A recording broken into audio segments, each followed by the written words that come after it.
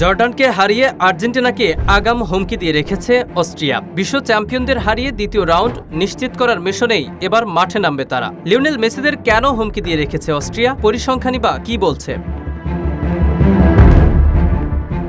বিশ্বমঞ্চে এ দুদলের কখনো দেখা না হলেও মোট দুইবার প্রীতি ম্যাচে মুখোমুখি হয়েছিল তারা। ১৯৮০ সালে প্রথমবার অস্ট্রিয়ার বিপক্ষে মাঠে নেমেছিল আর্জেন্টিনা। ম্যারাডোনার হ্যাট্রিকে সেবার ৫-১ গোলে অস্ট্রিয়াকে হারিয়েছিল আলবিসেলেস্তারা। এরপর ১৯৯০ সালের ম্যাচটি ১-১ গোলে ড্র হয়েছিল। প্রায় ৩৬ বছর পর এবারে সরাসরি বিশ্বমঞ্চে মুখোমুখি হচ্ছে আর্জেন্টিনা অস্ট্রিয়া। তাই তো আলজেরিয়া বধের পর জয় ছাড়া কিছুই ভাবছে না বর্তমান চ্যাম্পিয়নরা। তবে অস্ট্রিয়াকে দুর্বল প্রতিপক্ষ ভেবে নিশ্চয়ই ভুল করবে না মেসি বাহিনী। আলজেরিয়ার তুলনায় এই ম্যাচটি কিছুটা কঠিন হবে সেই ইঙ্গিতই পাওয়া যাচ্ছে।